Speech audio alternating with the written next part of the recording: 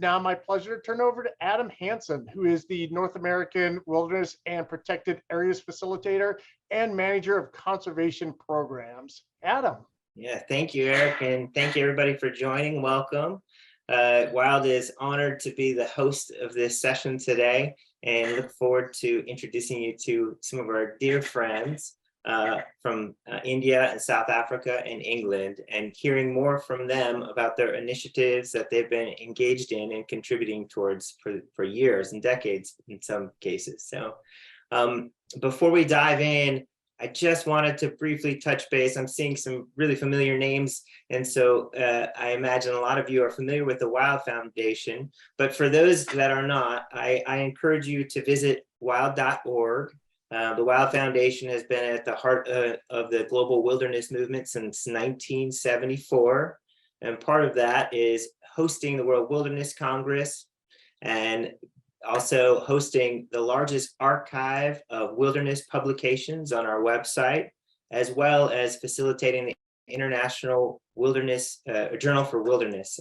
So those are three things that towards the end of this session, I'll make sure to drop information in the chat, but I just wanted to briefly touch note on them at the beginning. We've had a long-standing relationship with all of the land management agencies in the US, and we've partnered on many initiatives and publications throughout time. So if you have any questions for us, I look forward to fielding them at the end or via email. But without further ado, I would like to introduce to you a dear friend and colleague that is joining us from Mumbai, India tonight. This is very late on her end, Bhavna Menon. And she pre-recorded a presentation anticipating that she might not be able to participate in person. So I'll play the presentation for everyone, and following that, we'll have an opportunity to ask questions.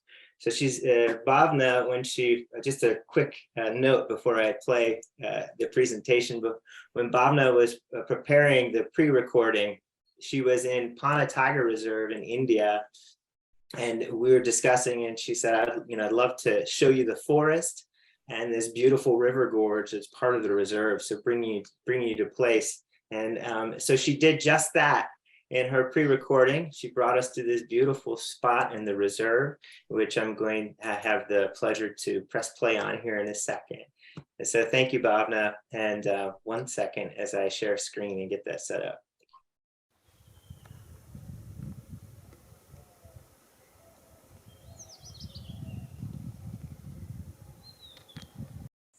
Hi, good evening everybody. I'm Bhavna Menon, Program Manager, Last Wilderness Foundation. Greetings from India. Thank you so much for having me on this platform. It is an honor to talk about the work that Last Wilderness has been doing in the central Indian landscape for the last decade and a half in this conference. Today, behind me, and we will be showing you in a bit, is a very beautiful and crucial forest tiger reserve of India known as Kanha Tiger Reserve. So let me start by talking about the vision of Last Wilderness Foundation. At LWF, we believe that the communities form the backbone of conservation movement in India.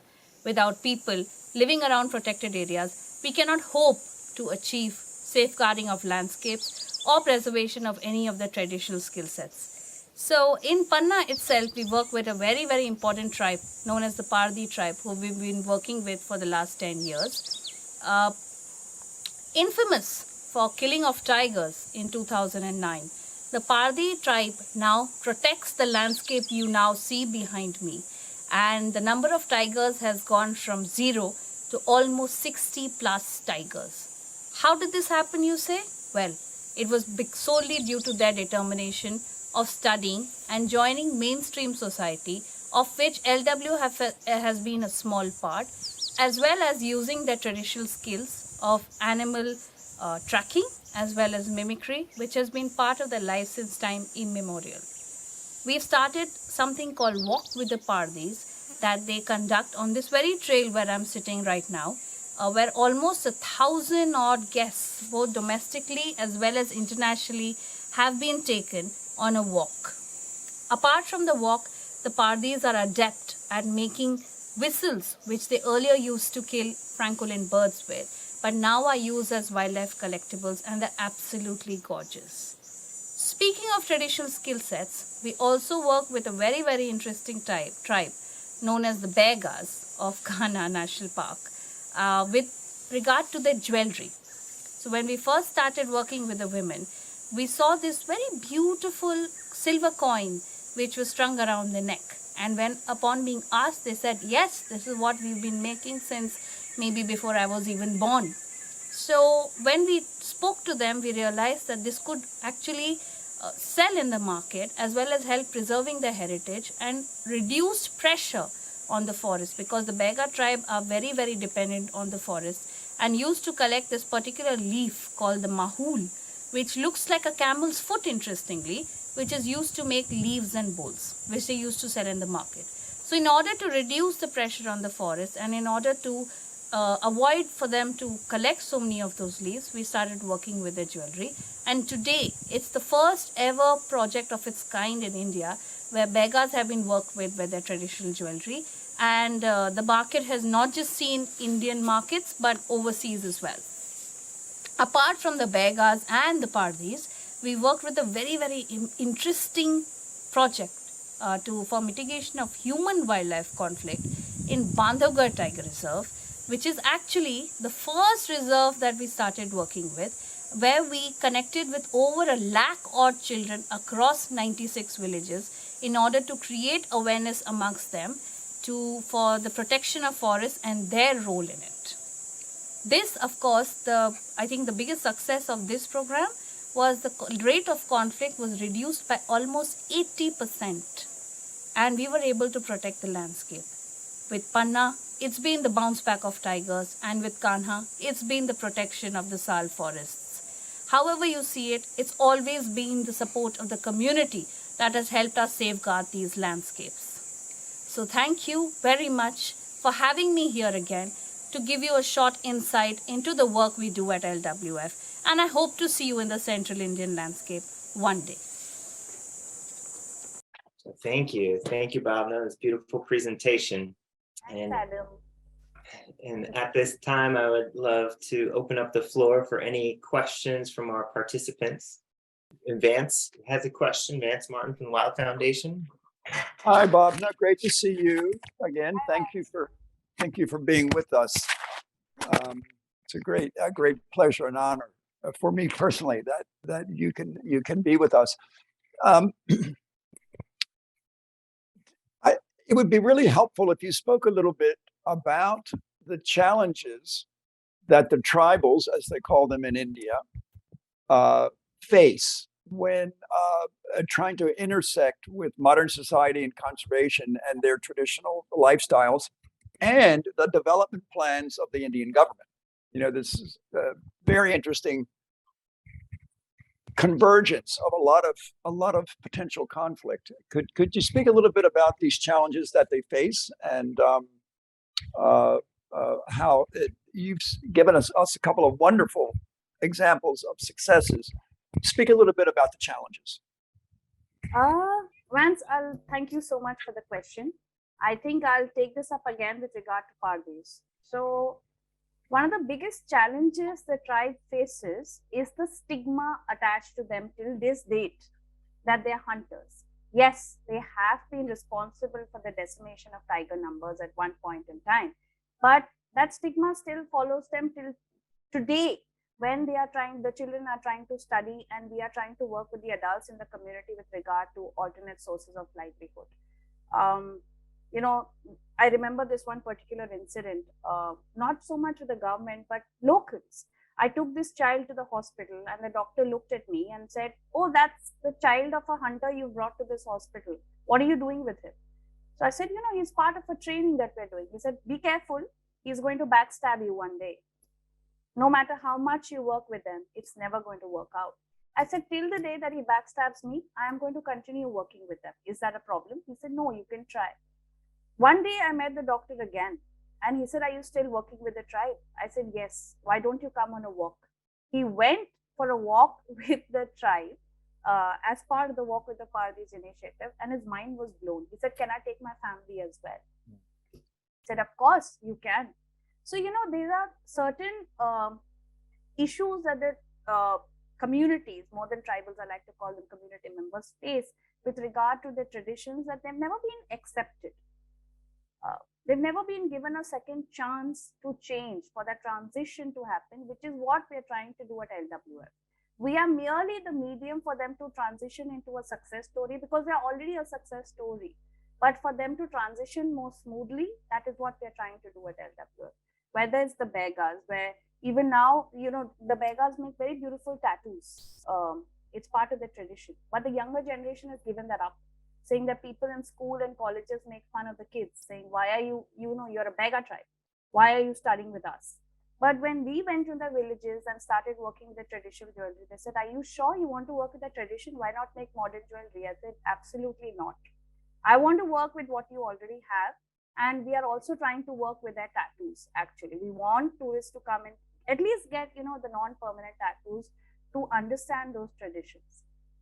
So yes, there is a lot of conflict, but thankfully we have managed to convert or rather, combine their traditional skill sets within a modern or in a developing world. And it's worked very well. People have accepted it now. So I'm happy about that.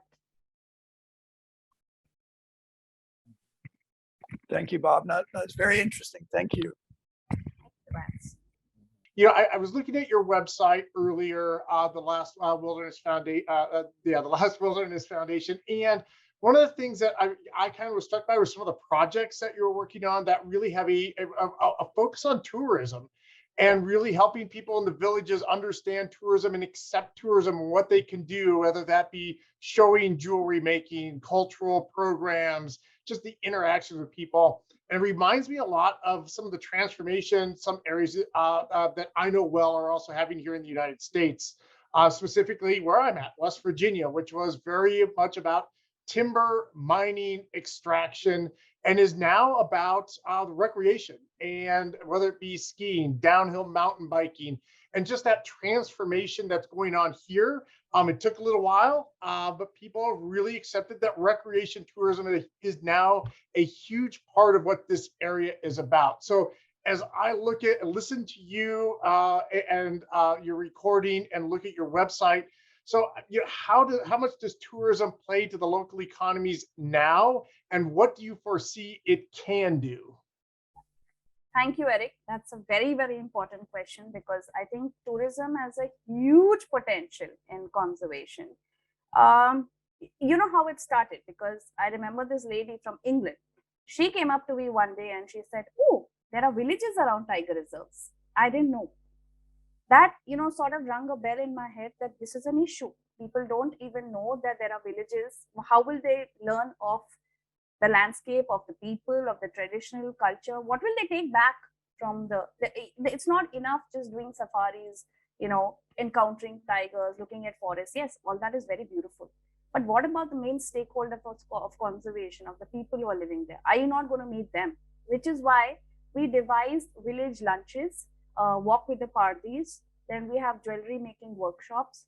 And I'm very, very happy to say that, my friend Aniket, who added my request if he could join, people like him and other tour operators in Maharashtra have actually added a lot of these activities as part of the itineraries in the tiger season. The good part is that in India, people are now looking beyond tiger safaris. They don't just want to do safaris. They also want to experience something local. They don't want to go to a forest and eat burgers anymore, thankfully. They want to experience the local food, the local culture, which is why we're giving them as many experiences as possible. In fact, I remember this large group had come from Australia, and their tour operator said, no, they're not going to eat the local food. They're going to get a Delhi belly if they eat the food. The way they just hogged, they were so happy. They said, we don't care. We still want to sit and eat. We had laid out these leaves for them. It's called mahul leaf, like the camel's foot I was talking about. So we had made plates out of those, and we had served food on that. And they were super happy, and they were healthy. None of them were ill at all. So they went back full of food and happy also. Okay. So just in case if you want to, you can look at your chats and kind of follow along. But one of the questions is, for many Native American tribes, hunting is an important part of cultural identity. Have these movements away from traditional hunting practices affected Indian tribes' cultural identities? A very good question. And no, thankfully not. It's not affected. We've preserved that culture. We, even now when we tell people to go for a walk with the tribes, we always tell people about how these tribes used to be part of a hunting culture. We want people to know that yes, they should be proud of the nomadic hunting culture that these party community members were part of, and explain in detail about how they used to hunt as well. I don't think there's anything wrong in that, because it used to be a part of their occupation. So we don't try to doctor any of the traditional occupations or skill sets or ideologies, which is why thankfully it's not affecting their identity. We don't want to modernize them. We just want for the transition, like I was telling Vance, to happen successfully. That's the only aim at our organization. I have a question for you, Bhavna. I was trying to envision what a walk with the Parties tribe would look like. And I was wondering if you could kind of lead us on what that would look like to go on a trail led by the Parties tribe. Oh, you will go mad, Adam, because they'll be imitating. They can imitate peacocks, they can imitate leopards, they can imitate tigers. They even imitate tigers stuck in a trap. They can, and if you shut your eyes, you won't know whether it's a real peacock calling or a human being calling. They're that good.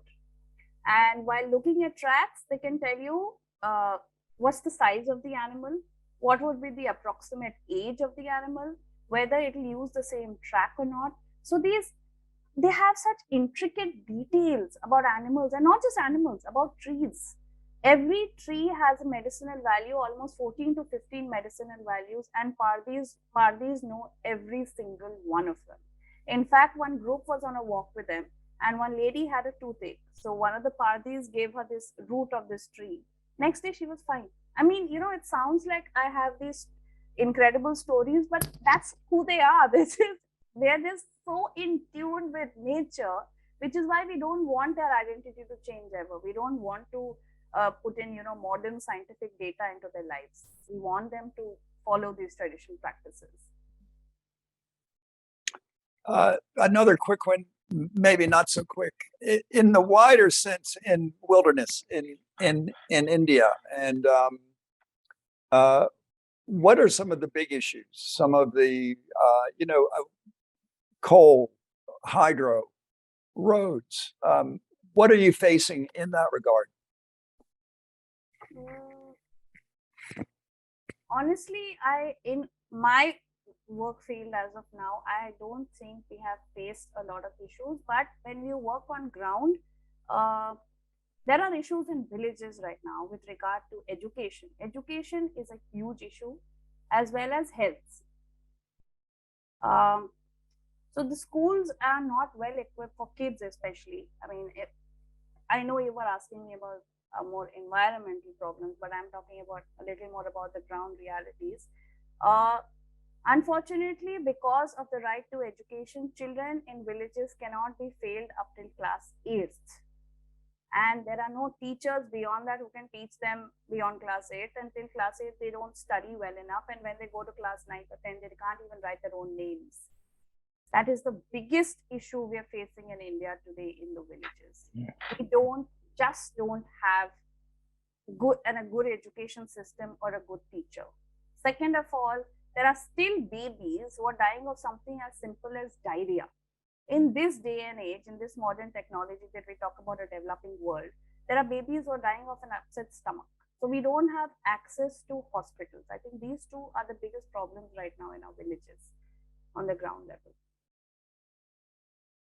Another question in the chat that just came up.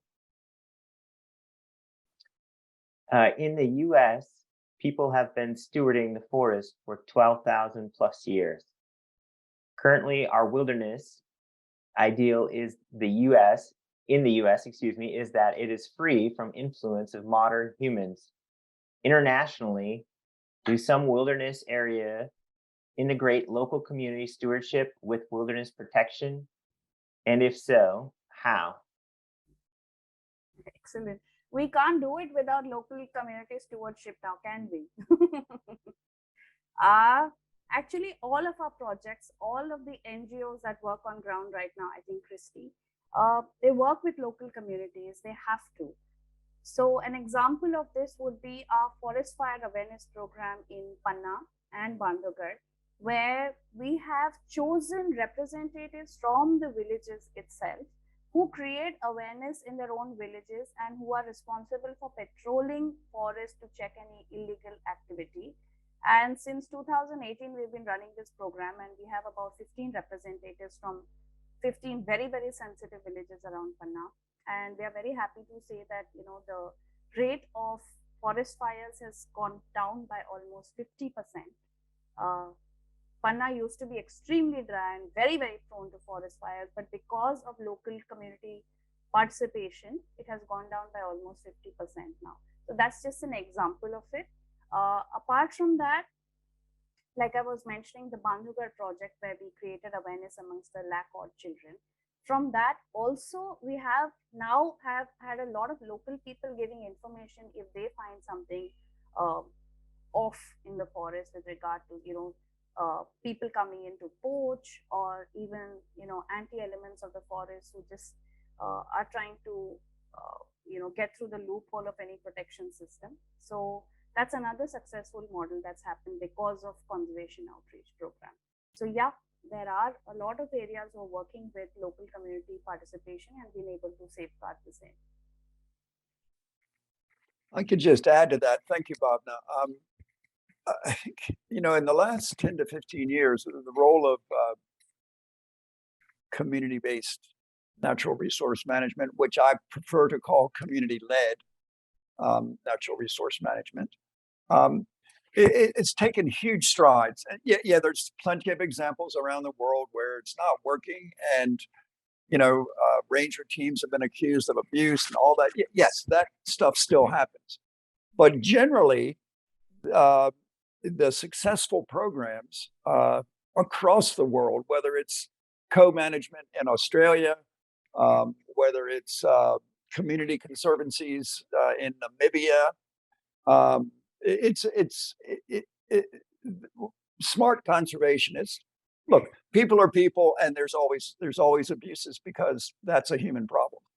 But as far as planning and successful management, there's no successful intervention without communities now, as Bhavna says, and it's very widespread. And this includes some consumptive, whether it's hunting based, such as in Namibia and Australia, even some of the large wilderness areas, the Zapoviedniki in Russia, same. So yeah, it's a very widespread practice now, and getting stronger all the time. Yeah. In fact, Vance, I would like to add one more example, if I may. We are working on this very special project called Community Fodderland. So we've spoken to a couple of people in Panna this time, and with regard to grazing, cattle grazing. So we've initiated the dialogue that how would they feel if we develop one particular land and grow enough grass so that people from at least 3 to 4 villages can take grass from there, stall feed the cows, and leave the forest alone in order to make it protected even further. They have actually agreed to do this. We have started growing the grass, and hopefully by next year we will see at least 4 to 5 villages stall feeding the cows instead of releasing the cows into the forest for grazing.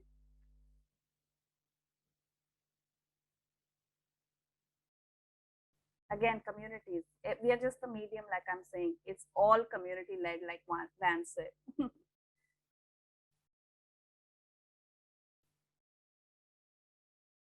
There's another question in the chat from Dan Abbey. In the US, we are seeing human migration towards protected areas as many people are looking for natural and outdoor recreational amenities. Has India seen a similar movement of people moving into natural areas to enjoy the amenities they provide? Not really. In fact, unfortunately, a lot of community members are coming out of villages to enjoy the modern amenities, which is sad. I mean, yeah, we understand that they want to, enjoy development as well, but they're giving up their traditional skill sets of farming, of their culture, a lot of them, which I'm a little disappointed about. I wish we could continue that as well. I think if I could just add to that would be true in many countries where you see an exodus out of the rural areas. I'll be talking about that a little bit later on too. One of the nice things about India, from a slightly different point of view, and I know Bhavna, you can comment on this, is that the number of people coming out of the city and buying small holdings and allotments near protected areas and setting up homestays. Yeah, I have a lot to say about that. Yeah, there's so much. Yeah. No, homestays, first of all, I think someone needs to change the definition of homestays, because someone from Delhi or Mumbai or Pune should not be developing homes around protected areas. It has nothing to do with local community members. It has nothing to do with the local culture. It's really sad. And the sad part is you can make a homestay based on the fact that you're sharing your kitchen with guests. That's the definition of a homestay, that you're sharing, you're eating from the same kitchen. How is that giving enough empowerment to the local communities there? You're not hiring locally because you feel local community members are supposedly lazy. So you're getting people again from Delhi and Bombay to work in the homestay. Nothing in your rooms is actually local. Again, you're buying everything from outside. You're not even exploring local products. Like now, I'm really pushing souvenir shops around Tiger Reserves to keep local products. There is nothing local about the products except the same cap, same t-shirt, same water bottles, which is really depressing. So homestay is something someone really needs to do something about it fast. I'm sorry, Vance, I went on a rant. No, it's fine. And I think besides just homestays, there is a which I agree with you on. It's become the big rage, which is a little bit irritating. The actual ecotourism models of small lodges, if done correctly, and I see this throughout Africa, has changed tremendously in the last 10 to 15 years. Again, I'll talk about that a little bit later. But those small scale ecotourism lodges, if done right, can be part of the solution and not just another homestay. Yeah. Even ecotourism and sustainability are such loosely used terms. I was at this conference of responsible travel recently, and one of the hoteliers said, I'm very responsible and sustainable. So we asked how. He said, I keep bamboo toothbrushes in my bathroom. That's his idea of sustainability and protection of landscapes. Okay. So next up, we have a presentation from a dear friend, Jo Roberts. She's based in England. She'll be presenting on the value and uses of wilderness and nature-based therapy during COVID. She's with the Wilderness Foundation UK, so a sister organization to the Wild Foundation here in the US. And I'll let her introduce the organization, and here we go. Good afternoon.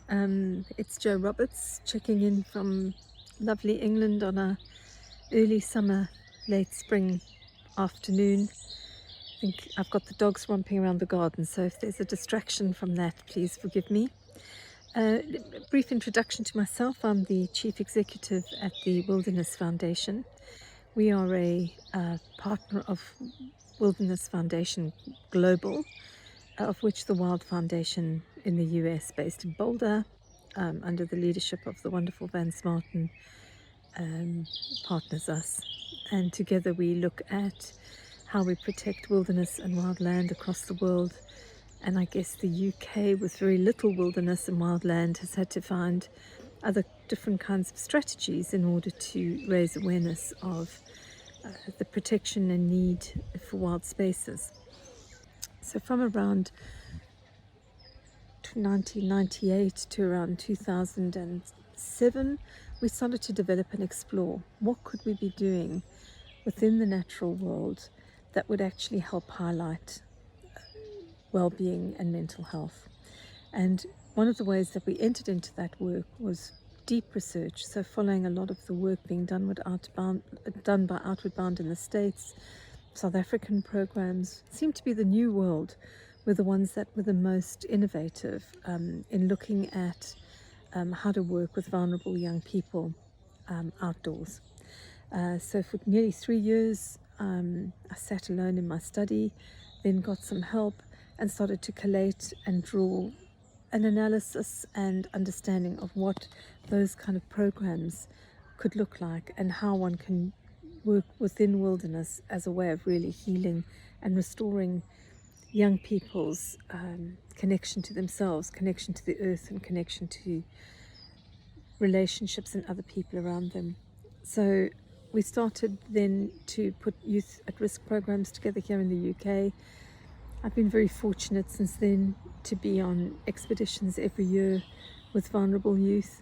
I'm now getting bad knees, but that's still not stopping me. We've stopped carrying heavy packs and turned to canoeing, which actually has a very powerful effect on the human condition and the psyche and the sense of accomplishment and a connection to nature, as well as carrying a very heavy pack across the mountains. We're doing our 14th cycle of our Youth at Risk program now, working with extremely vulnerable young people with increasing mental health issues actually. We started off with more significant behavioral issues where young people were in trouble with the police, they were in gangs, on the edge of crime and violence quite significantly. And now we're getting a mixture, but with a much more significant mental health diagnosis. So where the subject of my talk is really how do we put a value on wilderness and wild places here in the UK, how we got through on COVID, and how do we bring in that well-being dimension. I think the first thing to say is that our work has been heavily researched now by the University of Essex. A fantastic team of researchers have followed us since that journey in 2007. But much of what we do comes from quite a sensible approach. What we find is that the more simple we are, the less stuff we have with us, the more we focus on relationships and what we need to keep each other safe and contented, the more love we give, and the more we look after the earth at the same time, we seem to get really good relationships and we start to see really good outcomes. So our research has been looking quite significantly at what happens when we get a higher level of connection to nature. So we use quite a lot of scientific measures. One of them is the Rosenberg self-esteem analysis. And we link that into an analysis of connections to nature. And we also look at a couple of other key research methodologies. One of them is Keith Russell, who was at Idaho University, who developed a hope measure. So we use the hope measure for our journeys. And we also look at resilience. And then we look at things like mood factors. And all of those are correlated to a connection to nature. All of those are linked into that. So what our outcomes have shown since 2007 to 2022 is that the more we are connected with nature, the more our increase in our resilience, the more our increase in our hopefulness, the more improvements in our mood, the more improvements we get in self-esteem and confidence building. In the UK here, pre-COVID, we had 1 in 4 young people suffering with mental health problems. We saw a significant increase in young people on medication. So many young people we were working with were medicated either for attention deficit hyperactivity disorder, ADHD, spectrums on autism, anxiety, depression being the main ones that we saw coming through, but heavy medication. And what we also started to notice is that on our wilderness journeys, when they came back through our programs, they actually often would choose to come off their drugs. We never ever promote any child ever changing their use of medication. We're not doctors. We might be therapists, but we're not doctors. But we actually start finding our young people themselves actually saying, I don't think I need this anymore. I'm able to regulate myself better. I feel happier. I'm more in control. Not always, but a relatively high percentage. So our journeys tend to build on a lot of the work that plays into, I guess, looking at the sort of animal within us. We work on the basis that using Maslow's hierarchy of needs, the more we can enable people to feel comfortable, nurtured, felt, loved, connected, and that's the way we treat our young people and each other, incredibly respectfully, very kindly, but with very firm boundaries, the more we start to see a shift in pro-social behaviors. That is not always the case. We have some incredibly significantly challenging trail groups. And post-COVID, we're seeing a dramatic change in behavior in our young wilderness therapy clients. So going back to my earlier point, pre-COVID, we had a very, very high ratio of young people with mental health issues. Through COVID, that mental health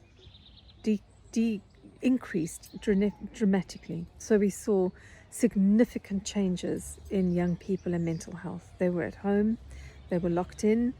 There was a 40% increase in domestic abuse within the UK during COVID, where people who were already dysfunctionally working together or not working together were living and squashed in together.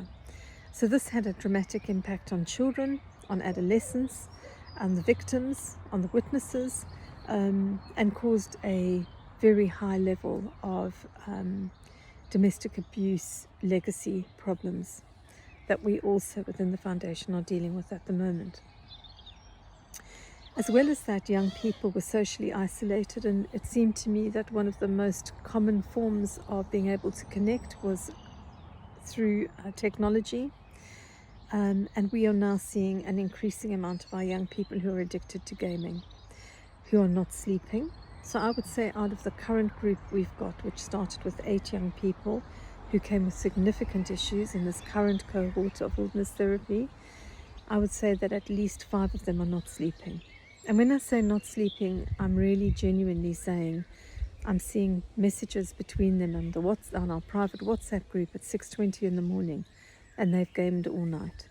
So they're not able to go to school, they're not able to function, they're not able to study, and of course their nervous system is incredibly sensitive because they're not getting any of the brain rest, they're not getting any of the feedback loops and cleansing that sleep bring to our internal processing of our brains.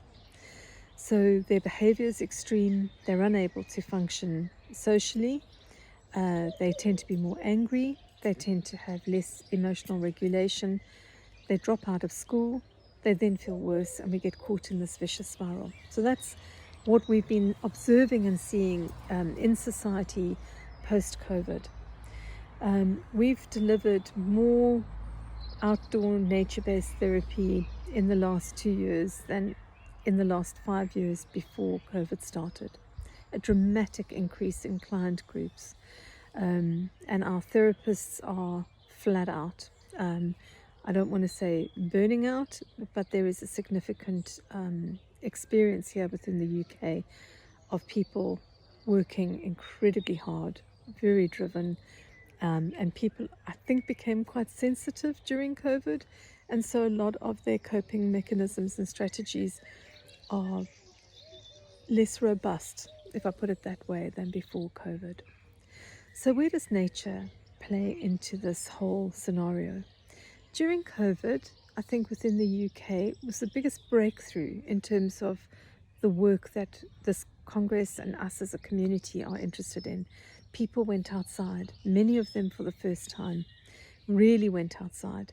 Families walked and explored natural pathways. People took their dogs for walks because there was nothing else really for people to do. And actually being outside was one of the safe places that people could congregate and gather.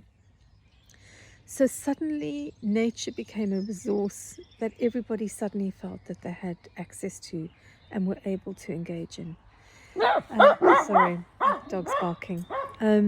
So nature, for many people, became a catharsis. And it suddenly meant that the work that we did made sense to people. So when we started to talk about the benefits that nature brings, it lowers our cortisol levels, it lowers our stress levels. The evidence is all over the place. We look at how fractal patterns are soothing us. We look at the different attention restoration therapies and theories about soft focus, soft fascination, how the impact of the beauty of the natural world can make us actually better emotionally and physically. So the evidence now is just exploding all around us. And this is kind of soft nature as well as going into wild nature. What we've also discovered through our work and the research that we do is the work of reconnecting with embodiment, the release of trauma by being in the natural world, and one needs to be incredibly careful at looking where did people get traumatized and how were they traumatized. But actually nature can be harsh if we're thinking about weather systems and we're thinking of insect bites and we're thinking of all those kind of things that we associate sometimes with the harder bits of nature. But what nature does bring us is a sense of equilibrium. It brings us a sense of order. So the sun rises, the sun sets, spring comes, autumn comes, winter comes. Spring comes, summer comes, autumn comes, winter comes. Something in a very unpredictable world, it's something that we can rely on. And what nature also brings us is this extraordinary ability to work with metaphor, to enable people who find it hard to articulate. They can find things in nature that immediately can help them explain more about how they feel. We can work within wilderness therapy trails of cutting the rest of the world of humanity out, going deeply into us and nature and nothing else. And within that us is almost a kind of a small, primitive, kind of tribal group who have to self-function in order to survive. We are too far to walk anywhere else. We're scared to leave the group because we feel unfamiliar with our environment. And that kind of need for social cohabitation and co-regulation helps us work with our young people to develop a sense of competence, happiness, a lack of loneliness, an ability to communicate and share what is going on for them, and of course skills around cooking in the outdoors, lighting fires, navigating, putting up tents, learning skills like paddling kayaks or canoes, learning how to pack backpacks, learning how to collect water from the river, a myriad of things. And each one of those activities is a connection to nature, and it brings more of an outcome to what we're looking for. Loneliness has been one of the biggest problems, I think, that we are now facing in our busy, interconnected world. In fact, I was reading an article this morning that talked about teenage loneliness being at its highest level ever. And as I sit here in the garden, you've been hearing the blackbirds singing. You can hear all the evening birds really singing their last song towards the end of the day. The wind is rustling the grass and the leaves all around me. The dogs are romping around. I'm not lonely. I'm actually part of something bigger than myself. I'm part of a system of nature that gives me a place to feel a connection, a sense of belonging, and a purpose to get up in the morning, because I'm not alone, and I am actually blessed with birdsong and all these miraculously beautiful bits of nature that surround me at the moment. And if we can teach others to open their eyes, their ears, their souls, their hearts, their spirits, to feel that connection to things around them, I know that we can offer them an opportunity to feel less alone in the world as well. And with a lack of an increase in belonging comes an increase in feeling happier and more contented, because at the end of the day, belonging is the most important of all the kind of social drivers that we as a species have, which heads right back to our primitive roots and goes back to our early origins in our animal primate beginnings on Earth. And I wish you all the best for the rest of the conference, and love to answer any questions or field any queries about our work, or to learn more about what we're doing or our research here. And if you're traveling, come and visit us. Our website is www.wildernessfoundation.org.uk. And so from a very pretty, soft English afternoon, I wish you all the best. So without further ado, we'll go to Cheryl Curry, our dear friend of Wild. Myself, she is the CEO of the International Wilderness School, Leadership School.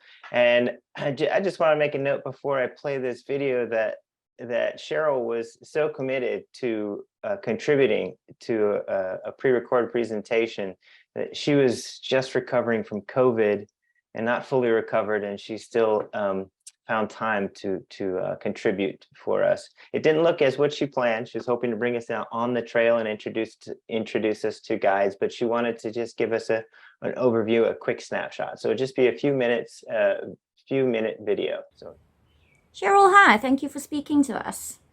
We're going to be chatting to you as the CEO from the Wilderness Leadership School about the experience of a wilderness trail in Africa. So let's dive right in. Perhaps you could tell us what sets a wilderness experience apart from, for example, a hike in a nature reserve. Wilderness experience, a wilderness trail in wilderness in Africa is it's a unique experience. It's an opportunity to connect to one's primeval self. By definition, the wilderness area is wild, untamed, and fortunately in the areas in which we operate, and in particular the Umfolozi wilderness area, it still retains its definition of wilderness: no air pollution, no light pollution, untouched by human indentation, no roads. So it fits the description of wilderness. And in going to a sacred space like that, one can't help but connect intuitively to our past. Guided by the Wilderness Leadership School guides, although not trained as facilitators, their natural traditional ability to know that area like the back of their hands, and to intuitively feel the animals and to feel the wildness and spaces around them, communicates itself to the trailists. And in this way, people emerge from that experience transformed. Words like epiphany and cathartic and life-changing emerge often in testimonies from trailists. So in your big five, which is the areas in which we do operate, you have the element of the adrenaline of an encounter with wild animals that can never be prescribed, and it is always exciting. Fortunately, we have a 65-year, almost unblemished, but with certainly encounters, but with no dangerous encounters that have caused any major concerns with trailists. So that in itself is an element of it. But interestingly enough, when people come off trail, it isn't the encounters with lions and rhinos and elephants that stay ingrained in their thinking. It is that time that they've had to immerse themselves, to understand what they are made of, and almost give them direction for their future and what they want to do with their lives. Thank you. So thank you, Cheryl, and thank you, Joe. I know that Cheryl did ask me to make one minor correction at the beginning. She mentioned primeval as part of the experience, but it's primordial is what she intended to say. So she asked to make a note for that. Said her head was a bit mushy coming out of COVID. So yes, Vance. Yeah, I'll just make a few comments, Adam. Thank you. Unfortunately, Joe and Cheryl can't be with us live at the moment. Joe is actually at the Chelsea Flower Show. Check this out. For those of you who know the UK, the Chelsea Flower Show is like the garden event of the year. So why in the world would a wilderness therapy trail organization be at the Chelsea Flower Show? Well, they reach out, and so they got one of the 40 coveted spots, right? Out of all the applicants, they only take about 40, and they set up gardens right in this big hall in Chelsea. And the Wilderness Foundation, there's 4 different categories that they're all judged in, and the Wilderness Foundation won gold in their category. And as a result, they were on the BBC talking about wilderness therapy. They were interviewed, the royal family, the whole toot. So it's a really great example of how do you bring wilderness to people, not just take people into the wilderness. So that's why Joe couldn't join us. And poor Cheryl, she made a super effort there because she was very sick, actually. I just want to make one comment about that. While the Wilderness Foundation UK, one of our sister organizations, is very focused on therapeutic wilderness and with working with professional therapists, the Wilderness Leadership School in South Africa, which has been going for 65 years now, is more of what you might call your traditional wilderness trail walking safari experience. But what makes it really, I say typical, what makes it really different, number one, is that all of the trail guides, all of the trail officers are Zulus who grew up in communities around the game reserves and parks. And that was not the case when I started my work out there in the 80s. They were all white and all very knowledgeable naturalists and really great guys. We all know the wilderness movement, but it's been such a transformation now over the last 20 years. Wild paid for the first 2-year training of the first Zulu wilderness guide in all of South Africa, and now all of the guides are local Zulus who are so tuned in to the wilderness ethic. They've read the books, they've lived the life, and they can speak to the people on trail as peers, as equals in wilderness knowledge, not just bush lore and bushcraft, but the actual wilderness movement and why it's so important spiritually, ecologically, politically, and socially, and economic. So it's been a tremendous change. And I wanted to kind of make that tie to what Bhavna was saying. And so during COVID, what did,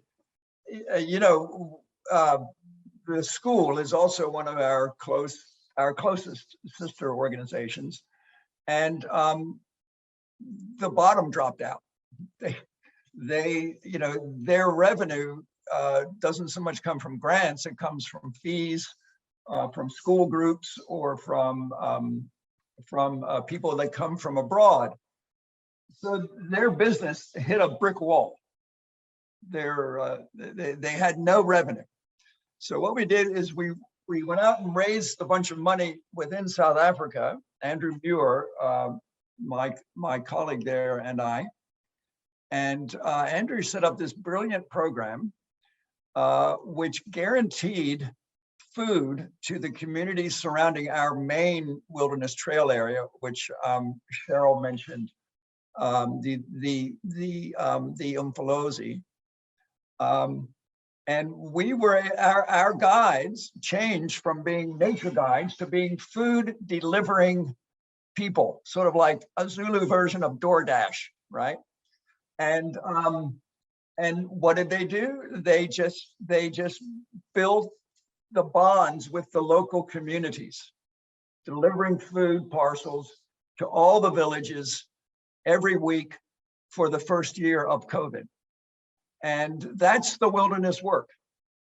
You know, it isn't just being out there in the bush and being really smart and knowing how to deal with lions and all that kind of stuff and rhino. It's doing the work with the people, as Bhavna said, and they've come such a long way over these last 20 years, especially. So I could go on, but I'm happy to answer any questions. Both of these experiences and groups are part of my DNA. So I could answer questions or comment to the best of my ability. Thank you. I'd like to formally introduce Vance, the president of Wild Foundation and the Wilderness Foundation Global, that's based in South Africa. He's also the founder and chair of the Wilderness Specialist Group. That's part of the World Commission on Protected Areas within the International Union for the Conservation of Nature. So I'll hand it over back to you. Great. Thank you, Adam. This is going to be pretty short, pretty quick. I just wanted to talk about progress, talk about opportunity, and also to talk about this important need to link the climate and biodiversity crises. Unfortunately, and I'll be very bold about this, I'll say the UN made a great mistake back at Rio all those years ago, where they set up a climate convention and a biodiversity convention, and never the twain shall meet. Well, hello, as we know ecologically, these things are part of the same issue. I was going to share, I'm going to share a little bit now, just very briefly, about how wildlife can actually draw these two issues together. And then we're going to end with a short 3-minute video, okay? I have about a half a dozen slides here, and we're going to just whip through them right now. Okay, first, where's the wildlife? Well, it's fish. And I start with this slide very specifically because a lot of us wilderness people, you know, it's all, you know, we're all terrestrial. And I just wanted to start with fish. Because they're one of the most important aspects of diversity, of answers to climate change, of economic benefits. And I just wanted to tout the importance and the relevance of strict marine protected areas. There are many marine protected areas around the world, and there are very few fully strict no-take, okay? Why is this important? I'm not going to labor this point. We all know it. Sanctuaries, breeding produces ecological abundance. So if we want the local communities to benefit, or if we want cities to benefit, strict marine protection areas are very, very important. And I'm not going to read all this stuff. You all know how to read. I'm just going to keep moving on here. The Peace Parks Foundation, I'm on the U.S. board. I've been with them since before the beginning, as they say, back in the 90s. They operate mostly in Southern Africa, transboundary conservation areas. They're one of the biggest rewilding efforts in the world now.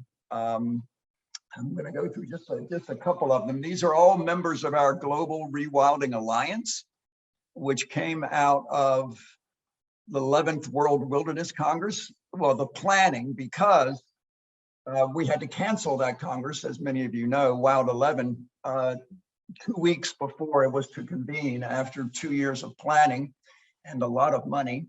But that's the world that we live in. But out of the planning for that came the charter, the global charter for rewilding the earth, the 10 basic principles of rewilding. And then suddenly out of that charter came an alliance, and without any advertising or anything, we don't seek members. There's about 130 members, all continents except Antarctica, representing project work on land and sea of something like 300 million hectares. So a lot of land, a lot of sea. Peace Parks Foundation here are working on, and as you see all these pins here, working across the southern part of Africa, all transboundary on protected areas that go across national political borders. And right now in the upper right-hand corner there, you see them on a rhino. They've captured a young white rhino there. And this is part of introducing 27 rhino back into Mozambique in Zanav National Park, where that's underway right now. And that's just part of this fantastic accomplishment of 25,000 animals in the last few years, really moved from areas where there's been an abundance of them into some of these regenerating, rewilding parks. Interesting to note is that this reintroduction of rhino, of course, is right, during the rhino poaching crisis and all of that. So security is hugely important. That said, this is the rhino has been extirpated, locally extinct 3 times in Mozambique's history. So our colleagues are bound and determined that they can reestablish them now and do it right, so that there won't be a 4th extirpation. It's a very brave, very expensive, very important effort. The park they're putting them in is over 1 million acres, and they have an 18,000 acre, what's called intensive protection zone set up within the park where those rhinos will be established, etc. And there's cheetahs, and there's elephants, and there's giraffe, zebras, all sorts of stuff. It's really, really incredible what's happening there. Let's go to Latin America, South America.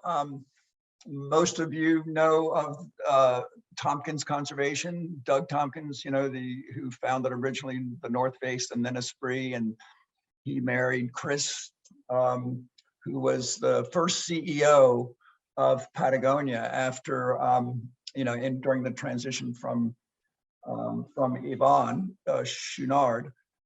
They got married and they went down, and it's one of the most amazing examples in the world. I think the most amazing example in the world of private philanthropy, rewilding and returning to the public benefit a huge amount of land. We're talking something like 25 to 30 million hectares of land and sea.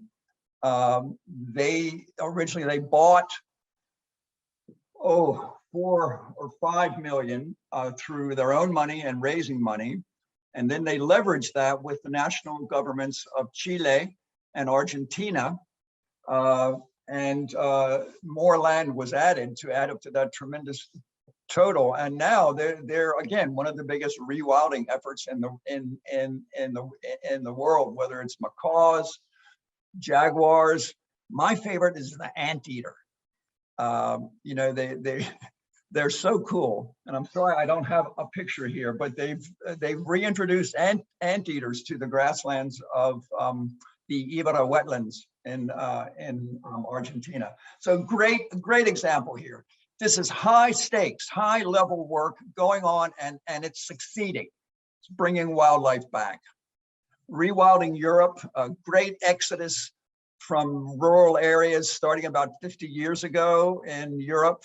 The wilderness is coming back to Europe quite naturally. It's continuing. Rewilding Europe has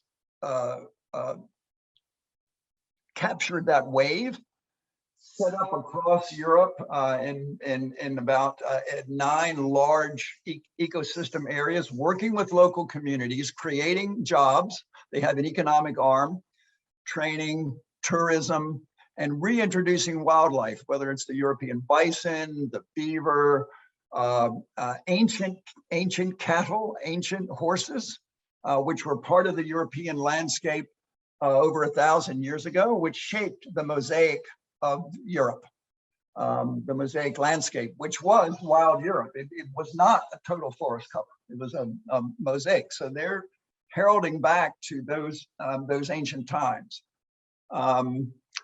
Gonna just quickly say, this is my last slide. Europe is rewilding to the point where this guy is now in every country in continental Europe. It's quite amazing. And they're breeding in all of the countries except for 2 at the moment.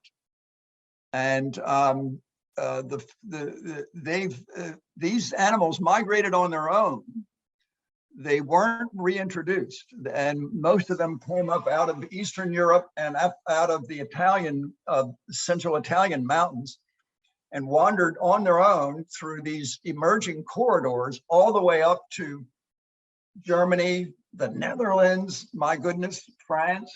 So it's a real natural rewilding success story that's being aided by Rewilding Europe in reintroduction of species. Actually, I have one final slide, thanks.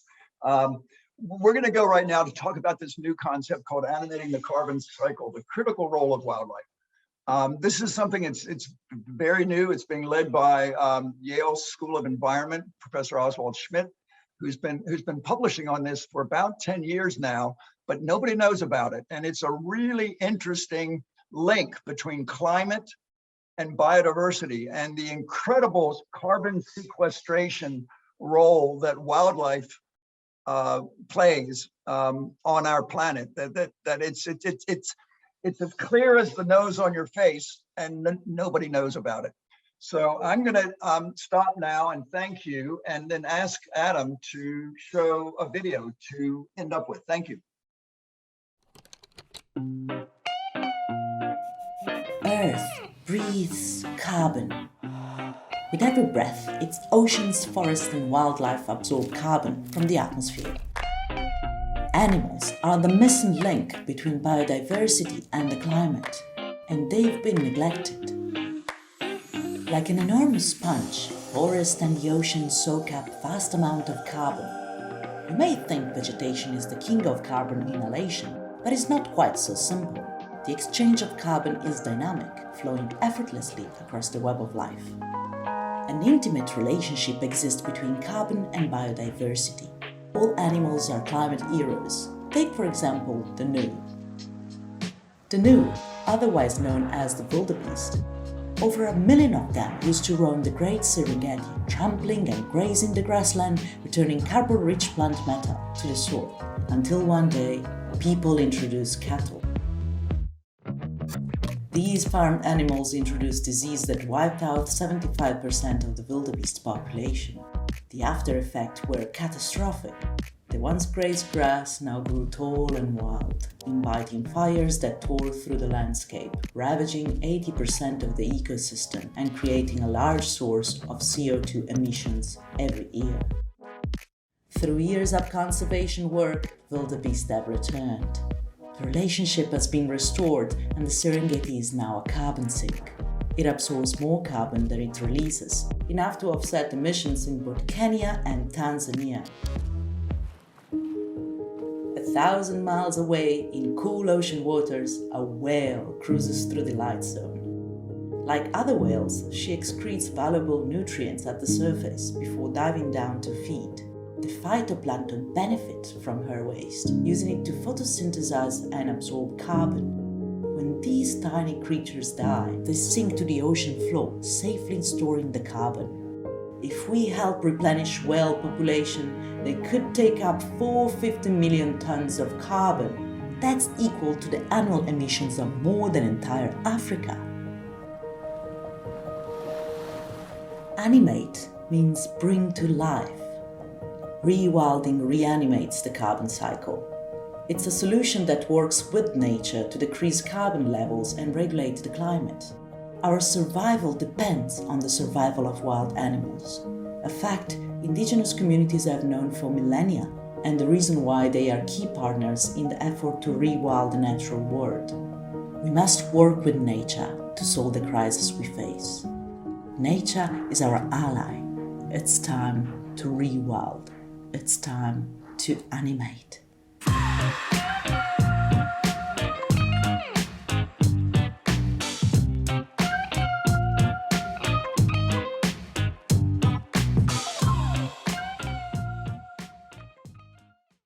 My email's vance@wild.org. It says fire away, and if I don't answer in 48 hours, resend it with resending in the subject line, and I will not be offended. I will be glad. So I definitely want to thank all of you for your presentations today, Vance, Adam, Bhavna, and especially with Cheryl and Joe's recordings as well. Great to see everything that's going on internationally and all the work that you all are doing to help wilderness worldwide.